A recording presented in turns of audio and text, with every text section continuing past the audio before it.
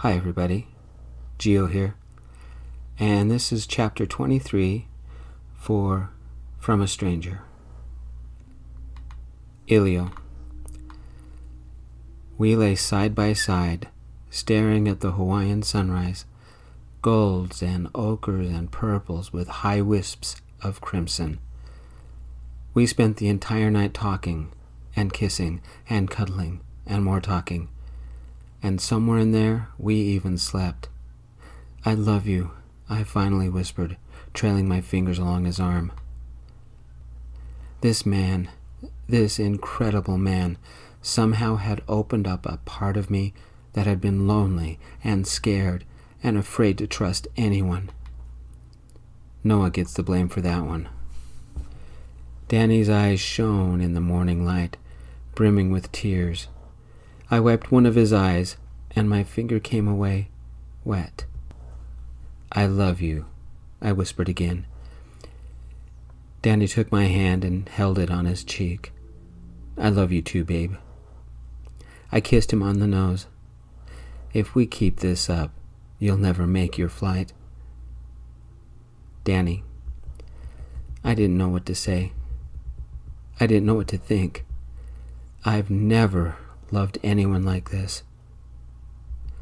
I also couldn't stop smiling.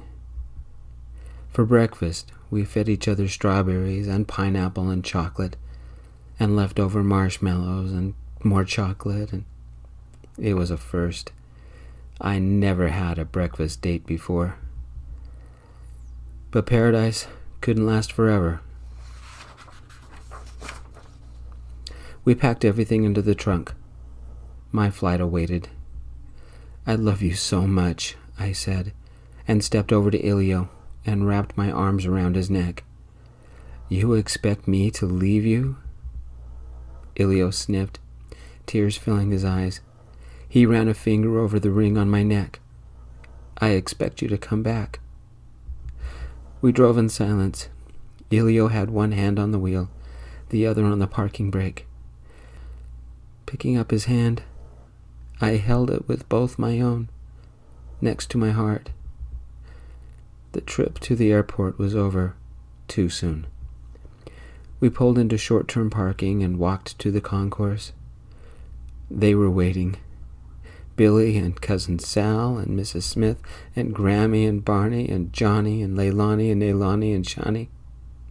I hugged each one and thanked them and cried. The girls cried. I cried more. My heart couldn't handle saying goodbye. Johnny gave me a notebook filled with phone numbers and emails, and he cried just as much as I did. Barney gave me a small bag of the coffee I loved. "I think you'll need this more than I will. I've written the website on the bag so you can order more." It was time. Ilio walked with me as far as he could go. "You remember, no matter what happens, I will always love you. You need me, I will do whatever I can to be by your side."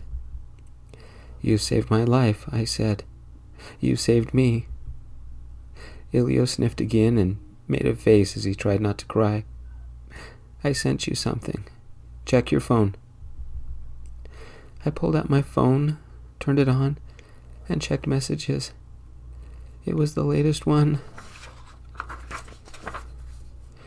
I opened it. It was a white surfboard with a red stripe and red fins. "That's the board on the video when you and Billy were training Timmy," I said. "I learned to surf on that board, and I trained Timmy on it," Ilio said. "I'm giving it to you. When you come back, I'll teach you how to surf on that board too." With all the emotion inside me, all the feelings, everything Ilio had done for me, I could only whisper 3 small words.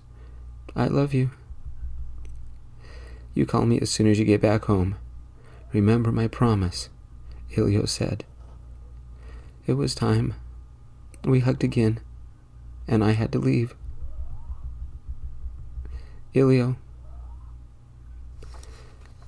I didn't cry when Dad left. I didn't cry when Noah left. I've only cried 3 times that I remember. I cried when I found out Billy would never walk again. I cried when I held Timmy for the last time. I cried when Danny walked away. Somehow Mom was there, and I held her and sobbed. How could I face today without Danny? How? Cried out, I lifted my head from Mom's shoulder. Tear stains all over her blouse. With a gentle touch, Mom wiped my cheeks with her fingers. I've got breakfast already made at the house. You'll feel better once you've eaten, she said. I nodded, but I don't think anything would make me feel better. Johnny rode with me, his eyes red. He stared out the window, at nothing. Do you love him? I do, I said. Noah said that you loved him, Johnny said. The name was like a cold bucket of water in my face. I never felt for Noah what I feel for Danny. I don't think I ever loved a Noah. Someday, I want what you have for Danny, Johnny said. We drove without speaking a minute more. I turned the radio on, and it was one of Mia's songs. I don't want what happened to me to happen to Danny, I said, turning the volume down. Or to you. Johnny slowly turned to look at me and raised his eyebrows. Noah was a monster, I said. I told my brother what I never told anyone, except for Billy, and now Danny. I told Johnny of feeling lonely and trapped and powerless. I never imagined I would ever tell the brother whom I always fought with, who never left his computer, anything so personal or so painful. Johnny and I had never spoken like this. Maybe we never would again. I want Danny to come back too, Johnny said. Another turn, and we were close to home. Did you really pay for my college? Johnny said. You weren't supposed to know, I said. Why did you do that? Somebody helped Barney when he needed it. Barney helped me and Billy. I helped Danny, and I'm helping you. Someday, it will be your turn to help someone. We pulled up to the house. Billy and Mom had beat us home. Johnny stared out the window as I parked the car. Noah called last night. He wanted to know what time Danny left. Johnny said. What did you tell him? I said. I lied. I said that you and Danny were spending the day at Diamond Head, and his flight wasn't until early evening, and Danny had gotten you a teddy bear and Surfer Jams to say goodbye. Johnny said, slightly smiling. That made me smile. That was smart. Thanks. But Danny's not the bear type. Neither am I. We climbed out of the car when Johnny said, Can I ask you a favor? Sure. Can you talk to Mom so I can get my computer back? Johnny said. Danny. Every time I closed my eyes, I replayed the entire week. I didn't want to forget anything, any detail, any moment, any experience. Nothing. I spent the entire 6 hours writing everything I could remember about the trip. Details like what Ilio's favorite color was, or the way Billy kept the chrome on his wheelchair sparkling, or the smell of the torches at the luau. Anything. Even the obnoxious smell of Noah's cologne. I looked out the window as we approached Vegas. Brown, some sand, and lots more brown. No green anywhere. We landed, and I bypassed the luggage carousel. I had my duffel with everything I needed, and my laptop bag. No suitcase. It stayed tucked away in the closet, deliberately. And then I checked out and went with Ilio to the family party. That suitcase represented the old me. It stayed in Hawaii. The staff at the Monarch would find it and throw it away. The sky was clear, the sun blazing away, the air dry and hot, like walking into a convection oven. I took the shuttle to long-term parking, got my car, and drove away from the airport, heading north to the Butte. Hawaii seemed like yesterday. I called Ilio. "Hey," was all I could say. "Hey yourself," he said. I set the phone on speaker and set it in my lap. "Can I buy you a drink sometime?" He must have smiled because he chuckled. "I know this little bar on the beach. You'll love the coffee." "Where you at?" I said. "Billy took me surfing to try and cheer me up," Ilio said. "It's not working." I sighed. "A good back rub would have cheered you up. I should have stayed." "You should have," he said. "Tell me about the weather, about the beach. Just tell me about anything, so I can hear you talk," I said. Ilio told me about nothing important. I told him about my trip to the Butte. We talked about random things for an hour until I pulled up in front of Ashley's house. I didn't tell him about what I was going to do. I wasn't even sure what was about to happen. I just knew I needed to do it. "I've got to go," I said. "Can I call you later?" "Anytime, any place. I love you, babe," Ilio said.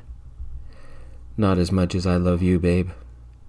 I'm going to keep a checklist, so next time I see him, we'll have a lot of catching up to do." The Butte didn't feel like home anymore. Dad lived here, my friends lived here, my best friend lived here, if you still counted Xander. The old me had been too busy working to have any social life. We ended the call, and I walked up the drive to Ashley's house. She would yell and scream, and I am so glad I never married her. Ashley lived with her parents in a modest red brick with apricot siding bungalow. 4 small bedrooms, a bath and a half, with a nice yard xeriscaped to look like the desert. It had little wagon wheels and an old wheelbarrow, all stylishly decorated to look old. None of it was green. I missed Hawaii. Steeling myself, I rang the doorbell. I should have told Ilio what I was doing. Maybe he would have had some ideas. I didn't know what I was going to do. I just knew I needed to do it. The dark brown door opened. My heart forgot to beat. Ashley's mom stood there. It took her a moment to recognize me. What would I say to Ashley? I forgot to breathe. "Daniel, when did you get back?" Ashley's mom said. Forcing myself to breathe again, I imagined Ilio holding my hand and whispering, "I will wait for you." "Call me Danny." "I'm not back. I just left the airport and came straight here. Can I come in to talk for a minute?" I said. My armpits felt wet, and it wasn't because of the heat. "Of course. Let me get my husband," she said. But it was a little stiff and formal. I thought of Ilio, of our night by the fire when he had proposed. I touched the ring on my neck. Ashley's mom noticed. She led me to the living room where I took a seat on an overstuffed chair facing the sofa. It was a nice-looking sofa, with a Hawaiian floral print that matched the chair. I barely sat on the edge of the chair. Ashley's dad and mom sat on the sofa, staring at me, or more accurately, at my necklace. There was a pause because I think they were as uncomfortable as me. I tried calling Ashley, but she isn't answering her phone, her mom said. Her back straight and stiff. "We were worried about you, but you look better than the last time we saw you." Her dad sat staring at me, his mouth flat and severe. "Thanks. Did Ashley tell you I was gay?" I said. "No." They stared at each other, then back at me. "So you and Ashley have never had sex?" Virginity pledge aside, I don't think I could have performed. I learned a lot about myself this week, I said. We talked, and I didn't hold anything back. I poured my soul out to them. And it only took 10 minutes. I guess I'm not that deep of a person. Ashley's mom nodded at her husband, and her shoulders relaxed. Her dad slightly shook his head and his mouth eased. Not exactly a smile, but not a frown either. When I was done, Ashley's mom pulled the coffee table over and took a seat on it and took my hand in hers. Her hand was as cold as mine. "Oh, Danny, I had no idea, and I'm so sorry about what happened," she said. Ashley's dad uncrossed his legs and leaned forward. "You don't have to apologize for Ashley's and Xander's behavior. What you had to deal with, whether gay or straight, is something that should never have happened. Tell me about what you're wearing." I touched the ring and smiled. "I met someone very special in Hawaii. He helped me when I thought I was beyond help, and we became close." "You would have made a good son-in-law," Ashley's dad said, and walked up to his wife. "I'm glad you stopped by and explained everything, even if Ashley wasn't here." Ashley's mom patted my hand. "You're so cold. I'd get you a cup of coffee if it wasn't so late." "What time is it? I'm still on Hawaii time," I said. 8, her dad said. "I'm sorry, I didn't realize," I said. We chatted for a few minutes to see if Ashley would show up, but she never did. I said my goodbyes. I would never see them again. They were good people, stuck in both my lies and in Ashley and Xander's. But it was time to move on. I went over to Xander's apartment and knocked. Xander lived in a small complex that surrounded a pool. His place was on the 2nd floor. I don't know how many times I had been there. We had been best friends once. I thought of Timmy and Billy. Xander had betrayed me with my ex-fiancée. He didn't know I was gay then, and I was working all the time. What would I say? After 30 seconds or so, Xander opened the door. Unshaven, dirty, smelling of sweat and beer, his hair a greasy flop. This wasn't the Xander I knew. But it would be up to me to heal what little bit of friendship there was between us. I didn't give him the chance to say anything. I stepped up and hugged him. That took him by surprise. "I'm sorry," he said. His chest heaved and his breath caught in his throat. "I am so sorry." Unfortunately, he smelled of cheap wine. I forced Xander back inside, kicking the door behind me. "First thing we're going to do is get you into the shower. You get 5 minutes. Daniel, what are you doing?"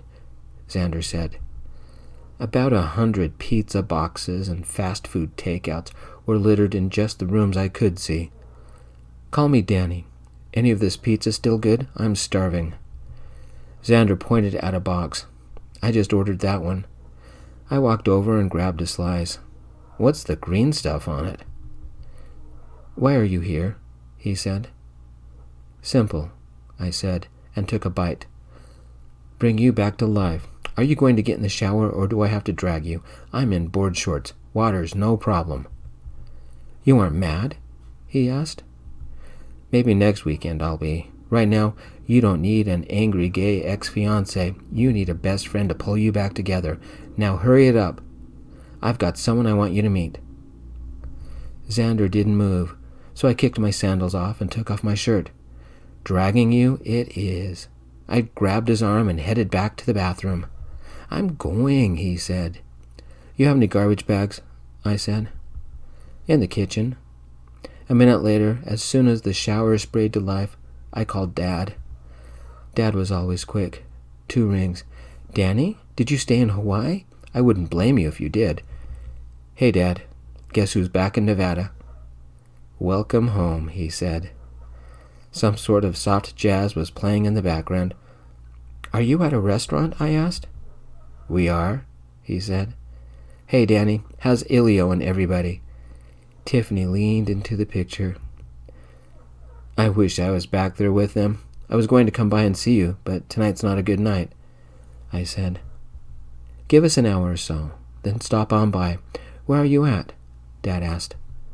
"Xander's apartment. I'll explain later." Thank you for listening, everybody. I appreciate it. Peace.